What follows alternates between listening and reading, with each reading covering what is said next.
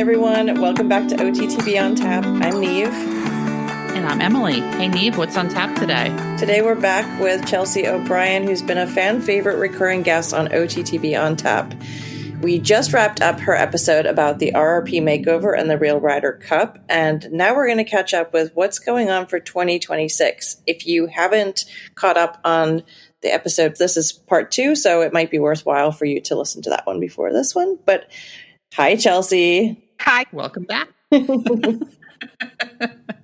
So, let's see. The Makeover is over. The Real Rider Cup is over. And what happened after that? Did you get a new horse for the RRP? I got to give you credit. You never stop because I think you got a new horse, right? For RRP 2026. No rest for the weary. Let's just jump straight back in. Yeah, I'm going to be totally honest with you. After the RRP, I was feeling like doldrum and gloom and all of that. Like there was no like after high. Fuzzy left. Peppy is back in Pennsylvania. And so anyhow, I'm just trying to like meander through because it was like such a busy year. And then coming off of all of that, I was like, oh man, like this is hard to go to try to chill out.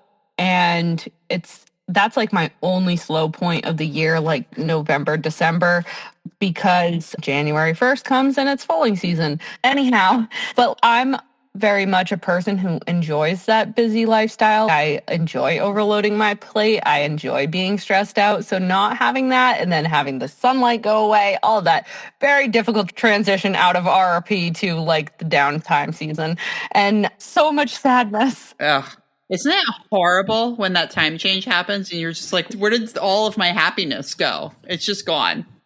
It's just gone. And so I drove up to PA, to Pastured Place, and they didn't have many eligible horses for this year. I just knew right off the bat that I was taking Rustler. Rustler is an 8-year-old stakes winning, technically war horse by earnings.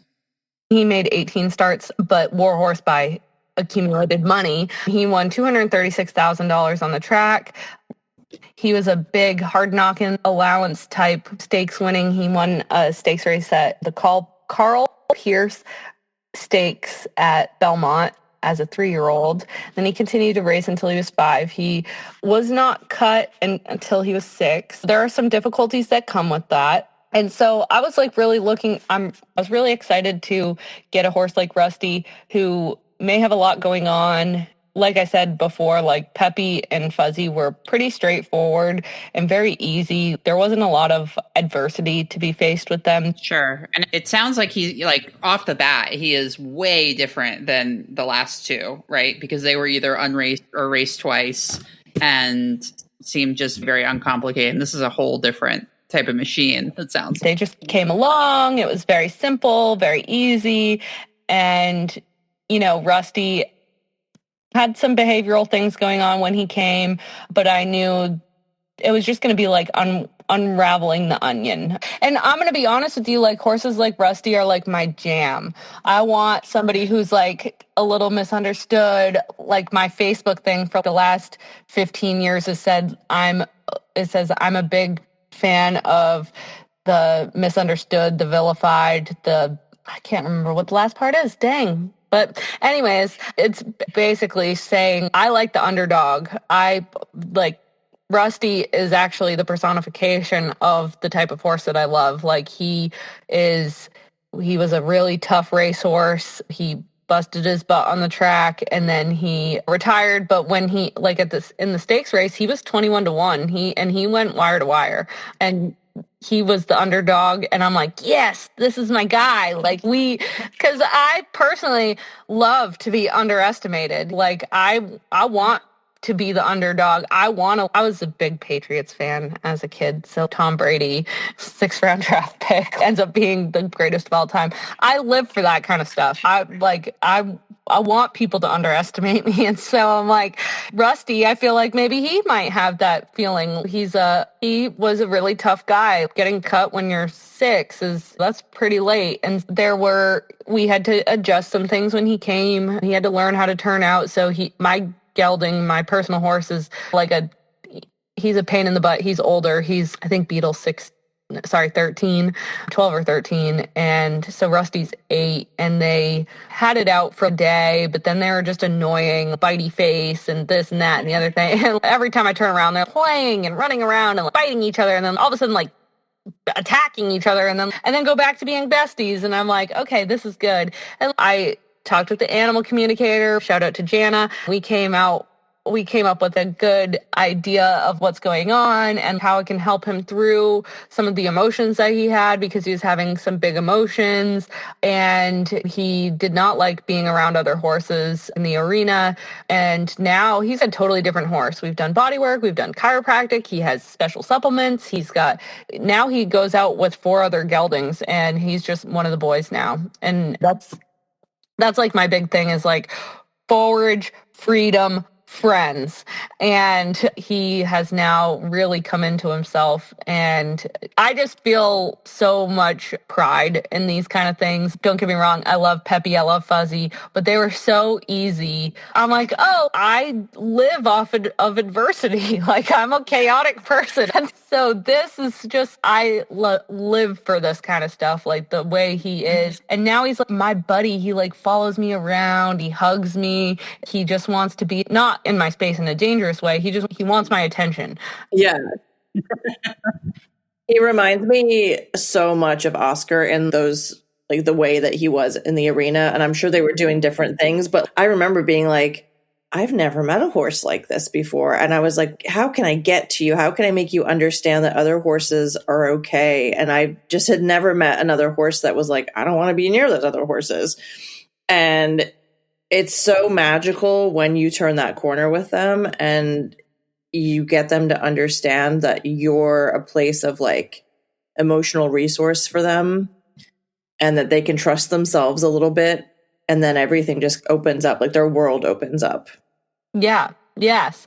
And that's him. Once he's figured that out and that he can cohabitate with them in the field and he can, like, I started really slow. Like, I did test the waters at first, like putting him at open arena and stuff around other horses. And I hold open arena at my farm. I have a 100 by 250 indoor arena. I have a lot of friends who rope. We've got a quad with a roping dummy, and I threw him to the fire at first just because I wanted to see what his reaction was and like what I was going to have to do. And he would get up. He just really did not want other horses near him. And like now it's like he could not care one little bit. He's just, yep, whatever. This is fine. This is life. He just doesn't care about anything. Like, he does not care about Zelly doing crazy things. Listeners who don't know, my daughter's turning 5 next month, and so I say that she should be on the payroll because she could bomb-proof anything. Horse trainer extraordinaire. She's also literally the cutest child in the world. She looks like a Disney character. Yeah. She's so cute. She's so funny. She said to me the other night, she was taking a bath, and she goes, when do we get to go back to Kentucky again? I just miss Kentucky so much. She's so funny. And I'm like, in October. And like I said before, I was like feeling like doldrum and gloom and all of this. I was going through the 5 stages of grief after RRP. I was like, I'm no good. I'm not even a good horse trainer. Pastured Place shouldn't even hire me to do another year. I'm such a loser. My ratio is so bad.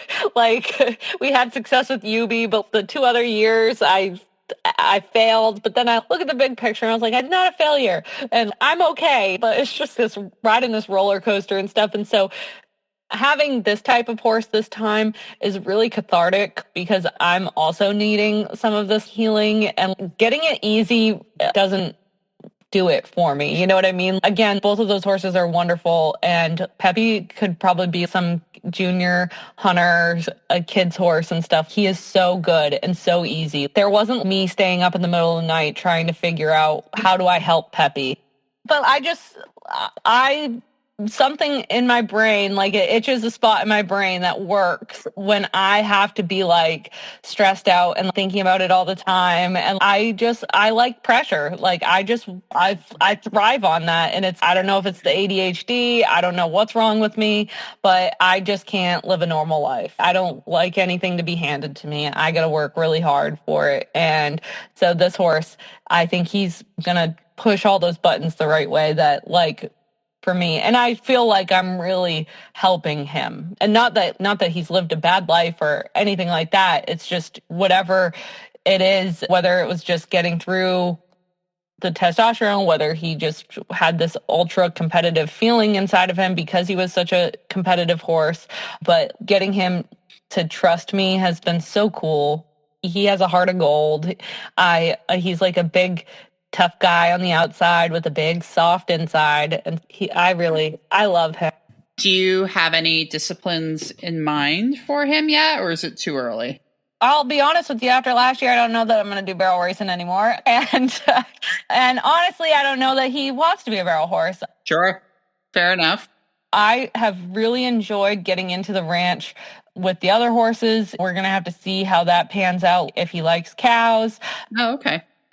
So I have also thought, maybe do I want to do competitive trail? That's something I haven't done yet, because why not add more things to the list of things that I've done, because I like to challenge myself. And what else? I really love the way he moves and the way he carries himself naturally. I think Western dressage would really suit him, because I'm doing the leg yields on him and being so mean to him. And maybe that's a good segue into... I have recently garnered a lot of attention on the internet. This is prior to Rusty's post, because I'm very careful about what I post on the internet. I have a lot of client horses. It's like HIPAA. Not everybody needs to know everything about every horse. However, we can talk about that. Sure. Yeah. So what are you referencing? What happened? We'll start with Rusty's leg yield kind of came after the whole big viral video, but we can talk about Rusty's leg yields first, because I don't necessarily think it has to do with dudes' videos. But so am on a mission to not show the highlight reel. I want to show people what it's really like to train an off-track thoroughbred. And sometimes you'd get really easy horses like Peppy and Fuzzy, and things fall into place super easily. But, then, and not that Rusty's being bad or hard, it's just he is a legit racehorse that has some of these compensation patterns that go along with being a big bad racehorse. And that's one of the things that he said in the animal communication appointment, that he does not want to be called a good boy. He associates being called a good boy with bad things, because people would say, be a good boy, and not like you are a good boy. And so he just wants to be called a big badass. Sorry about my language, but he's just tell me how cool I am. I'm like, pump him up, be his hype girl. And so I don't know how I ended up on that, but anyways, but it's like this big bad racehorse. He likes to have that persona. Just like he wants to be pumped up. That's so love it. He does not want to be mild and meek. And when I'm training horses, I don't expect perfection. I had somebody take a video of my first attempts at doing leg yields on him, and my goal is not to do it perfect. It's just to understand like my weight of my seat and the leg cue, and what are you going to do when I ask for that. And actually, I was quite impressed with what he gave me. He crossed over the fronts and the backs. And when it comes to Western riding, I'm going to have to develop that lateral work a lot sooner than somebody who's doing dressage or the hunters or things like that. Sure. I need to have control. Like, they need to 360 spin on the haunches. They need to back up. They need to side pass over poles. They need to all different kinds of things. So I want to develop that in the horse quite early. Like, when I start the off-track thoroughbreds, I'm just concerned about going forward and straight, and then slowly starting to teach them to stop off of my seat and things like that. Yeah, for sure. But there's a progression, right? So like we've gone through the progression, and without any context, people see things on the internet and then they get a little crazy. And so I posted it and I was like, oh, I'm like really excited about this effort that he gave me. And then it just got crazy. Every backyard, like I'm not saying everybody's a backyard trainer. Like that's not what I mean, but it's more like armchair quarterbacks. Yes, like keyboard warrior. All of these people came out because his head was up in the air and his mouth was gaping open. And that is the reality for some things.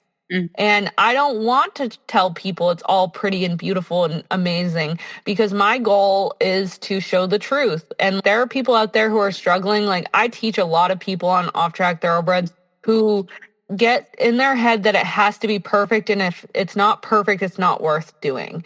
Yeah. And that something must be wrong if it's ugly, or people are afraid of receiving criticism because it may not be perfect. And there's a million ways to train a horse. You could get a subscription from this guy, or go take lessons with this person, or go to a clinic, or do this. And every single trainer that I've ridden with, it's different. So I just wanted to see what would happen if we moved off the leg. I knew at the time he needed to be a little more soft in the bridle. And 3 days later, I had him round and moving off the leg nicely. And I showed that juxtaposition. And so both videos did get quite a lot of hate. The first one, I was like, I know that this isn't perfect and that his head is up in the air, but give me a little bit and I promise like it's going to look different. This is just the truth of the matter. And so people are like, what is wrong with you? This is not how you train a horse. One lady said I was abusing him because he didn't have leg wraps on. And I'm like, if he can't walk sideways without polo wraps on, we have bigger problems. Oh my God. He's got to figure out where his legs are. Also, if you had posted that video from the back, people would have been praising you and been like, oh my God, look at how fantastic, because they wouldn't have been able to see what's happening in the front. And resistance comes in so many different forms, and it's just one component of the whole picture. Exactly. And if you have a horse that comes out and the first time you ask it to leg yield, he does it perfectly, and like, then go to the Olympics. Go to the side pass Olympics. Okay? Because yes, I'm so happy for you. Like but like at the same time, let people be. If you don't like it, just scroll past it. Nothing that anybody said to me on those videos changed my opinion of what I did. And it didn't, and you know, like I was like, actually, I was proud of that. And I'm sorry that you didn't like it and it's not how you would train a horse, but go ahead and train your own racehorse. There's this thing called the RRP. You can sign up. I have a code. It'll give you like 10% off or something. And anybody can do it their own way. And if at the end of the day, you do get a softer horse and response, which I showed 3 days later, he did, I'm proud of that. And if I say to people now, I guess I made it, like, because I get a lot of negative comments on my stuff. I guess I'm like, I didn't want this kind of attention, but I realized after, so that was the Rusty post, which came after the dude post. Right. People are paying attention, Chelsey. I feel like maybe I missed the dude post because I totally thought that was what you were referencing. So I'm going to have to go back now and look. I didn't get something like 20 million views or something. Oh, it did. It got 300,000 views. And there's, yeah. Okay. I'm excited to see this. So like I said before, I am very careful about what I post with client horses. So they're not my horses. I want to show everybody in a good light. I'm not going to post, what I did with dude is my horse. So I just, again, there was no context to my post, and in hindsight, bad idea. But I didn't think anybody cared. I didn't think that it was going to blow up like that. But the algorithm did me dirty, bad. And so I post this video, and it's of me on dude. I got him from Charlestown Racetrack, from some great people. I bought him for $500. I knew actually I bought him after the video that I posted because I actually took him to sell. He is a war horse. He made 75 starts. He only made $150,000. So he made it the hard way. And he was like a full rehab. And again, I go through these processes where I'm like, the one that was not quite sound on the first ride or whatever. He was very lame in the first part. And in hindsight, probably not the best video I could have picked. But again, like, we don't throw horses away just because. And I didn't ride him up to a 3-foot jump lane like that. I trotted him up the long side for 2 reasons. And again, there wasn't any context in this video, and I understand why people are upset. But I did try to, I thought maybe it would make sense to people because it said, this is dude from March, his second off-track ride, March of 2024. And it's 2026. So this is 2 years later, and it's my student. And dude comes with a very complex history. And he made his last start December of his 10-year-old year. I got him in March of his 11-year-old year. And prior to the people who had him at Charlestown, he had one of the worst trainers in the country. This man has over 150 infractions with whatever. He recently had a video of him laid some Palomino horse down and blindfolded it and hobbled it and laid it down. And it was just a very abusive video that somebody had leaked of this man. And so this is where dude came from. Prior to the people at Charlestown, they took a lot of time to fix him. They ran him. They had him for a couple years and took very good care of him.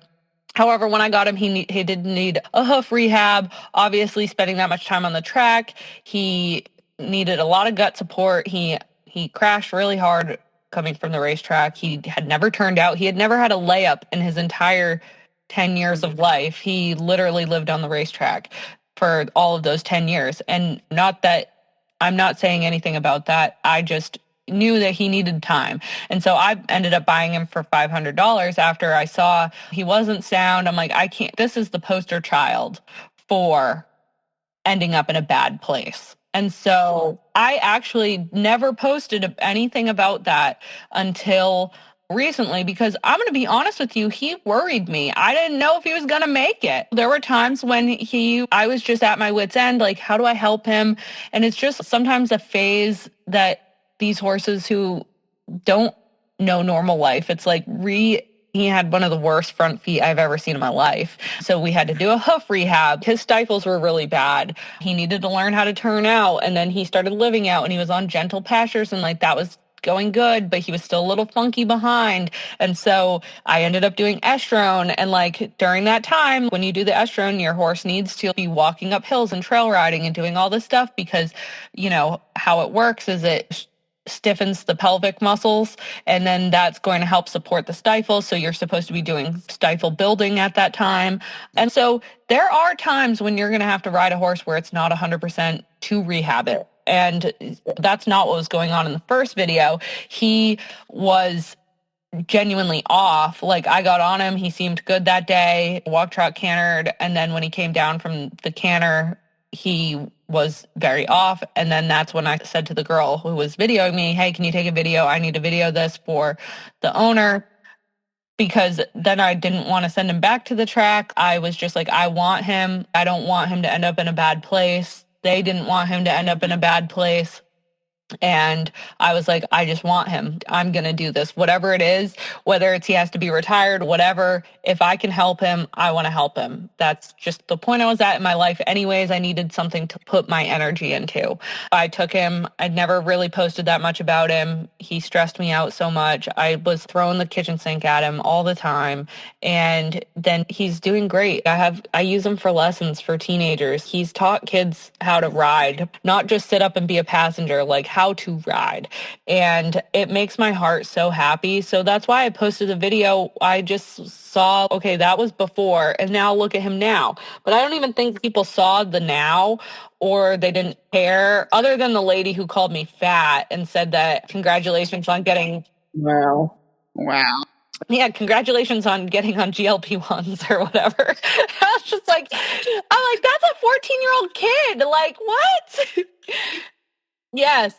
I even made a clarification video. And then I wrote a clarification post about I don't ride lame horses. This was literally just, him trotting up the long side. I understand there was no context and you don't understand, but I'm not abusing this horse. I saved him. I was actually trying to prove that I was doing the opposite. I didn't ride him through, he had 6 months off after that video, which involved heavy hoof rehab and then, the stifle rehab, gut rehab, mental rehab. Yeah.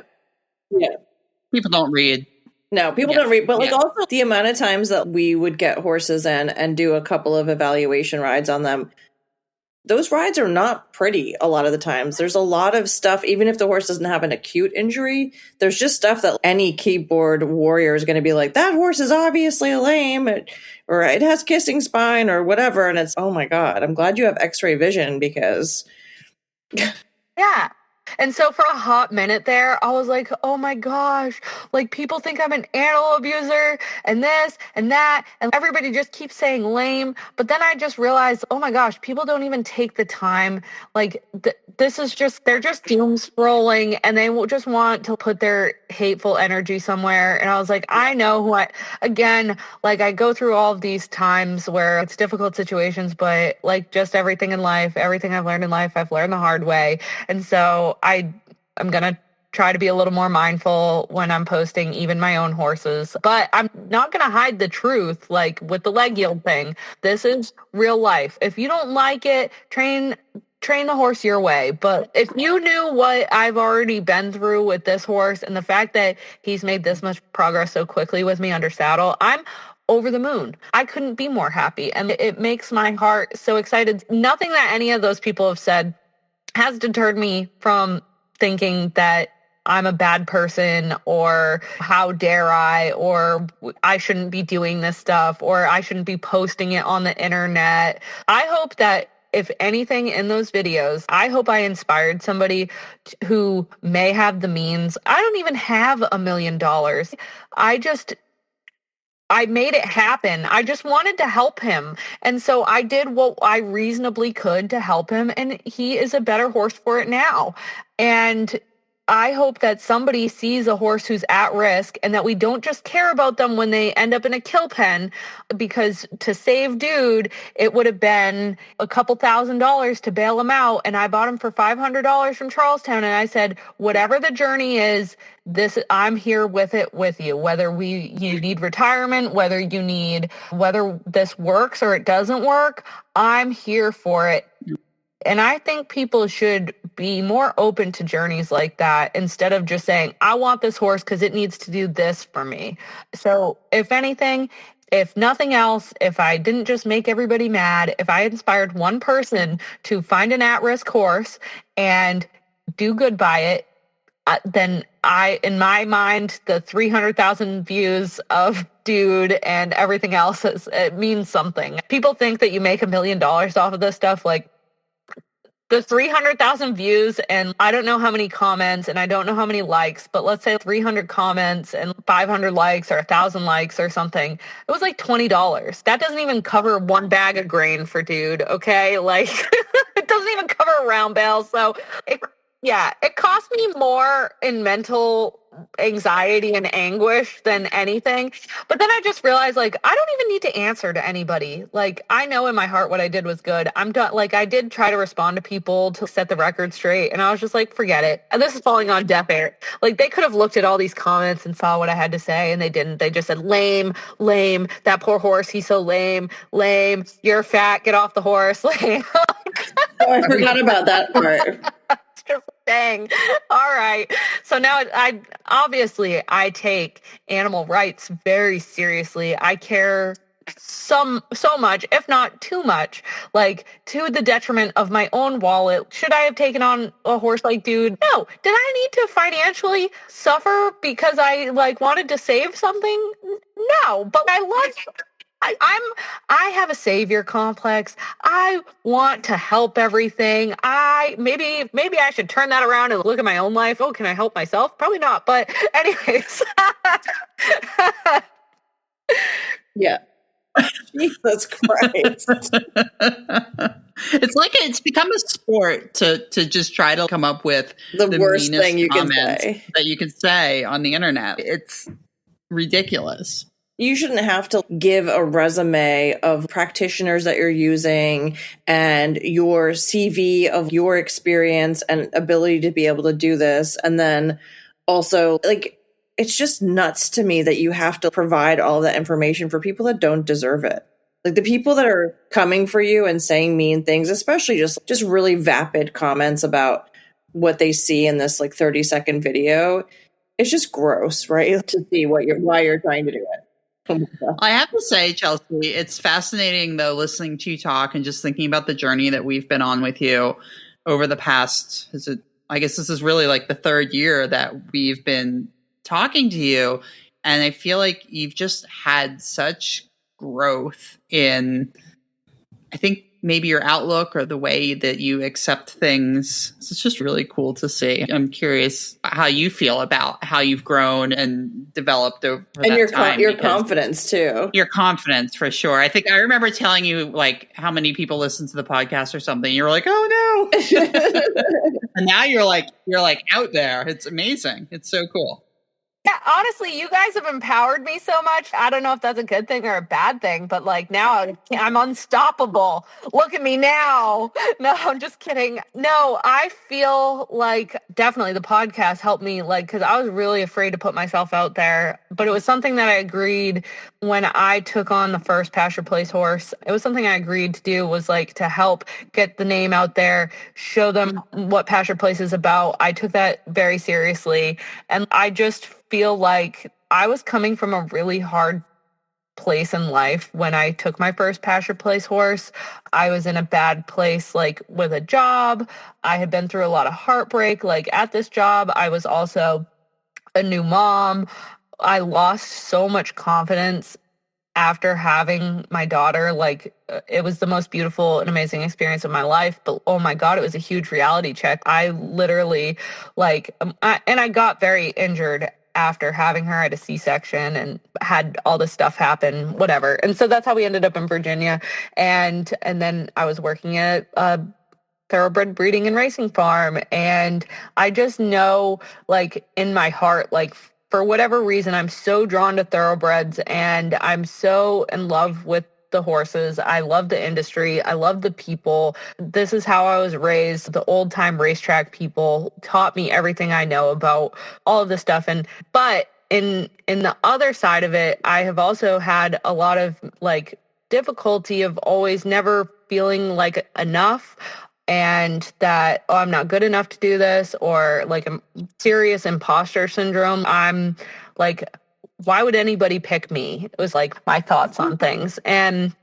But through doing all of this, I was doing all this stuff like with my own horses or horses that I was helping with for people, and I was like severely undercharging or not valuing who I was, even though I have a lot of experience. I was just like, nah, it's almost the less value you feel in yourself. You're not young and emboldened. When I was 17, I would have hated myself now. You know what I mean? I'm like, oh my gosh, I thought I knew everything in the world and I was so tough and I'll ride any bad horse you got.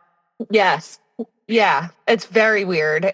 But going through the process of RRP and like just doubling down on my horsemanship and getting to, horses reflect everything about yourself. And so I had to like really think about patience. I had to really think about like where I am. I really had to think about, am I grounded or am I not grounded? Is this anxiety the horse or is it me? What is going on? And it brought me so much peace and going towards goals and feeling like there's nothing that builds more confidence in people than having a goal and being realistic and then smashing that goal and then making another realistic goal. And just continuing to accomplish things that I never even thought I had the business to do has been so incredible. And I just have this amazing group of people behind me, like you guys, all the people at Pastured Place. I have lovely clients, like just people who have like really just...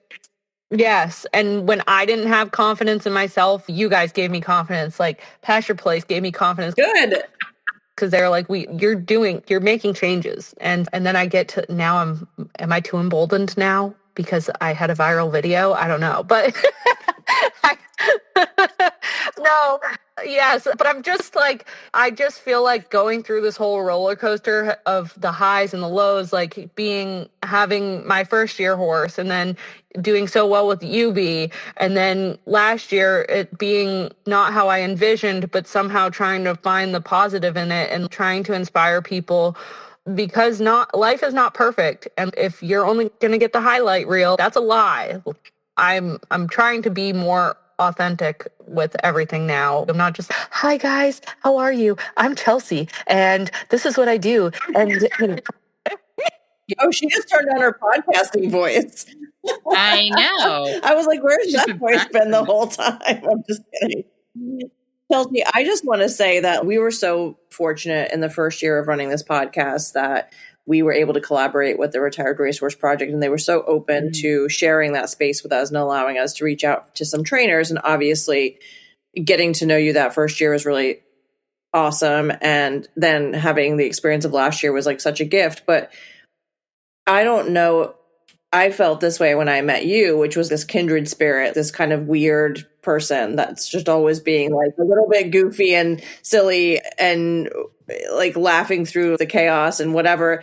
But there's no way I would have done the Retired Racehorse Project if I hadn't spent the year getting to know you beforehand, because just getting to know you and seeing, like, just identifying some characteristics that were similar and just hearing your viewpoint, which I think is relatable to the way that I think about things, it just made me feel like and not only that, but knowing that you were going to be there by my side essentially was amazing. And quite literally, you were stalled next to me. I know. Exactly. But I want you to know that, because we talk a lot about you inspiring people, or you having that solidarity with other people. We hope that our podcast is that for other people, where they can see it and see some sort of reflection of who they are, or maybe have an identifying relation to the horse that they're bringing along or whatever. And that's the whole reason that we do this. And I think you got to keep on putting yourself out there, because you're going to connect to people. You just have to let those other people go to the wayside. Absolutely. And I feel 100% the same way. And I'm just like, I could literally cry, because prior to all of this, prior to meeting you guys or talking on the podcast or anything like that, I just didn't think anybody would ever care what I have to say. So that's why when you guys told me how many people listen, I was like, how would anybody even care what I have to say? You know what I mean? I was always the annoying ADHD kid. I never fit in. I'm weird. I'm definitely on the spectrum, just undiagnosed. And so I'm just weird. I've never found like a place where I really fit in. And so this community of people, whether it's you guys, whether it's just thoroughbred lovers in general, I just think it's such a beautiful place. And the horses, they give us this shared, I don't know, they're very much the same as me. I find thoroughbreds are very misunderstood. And so I also feel very misunderstood and like a weirdo and but goofy, like you said, and quirky. And okay, also got some, I've lived in the South now for quite some time, whether it was the Midwest. I've lived in Indiana and Virginia and Florida, but I still have that little bit of Boston edge to me. Yeah, I used to say in Indiana, people were like, oh, you're from Boston? I'm like, yeah, we drop our R's and raise our fists.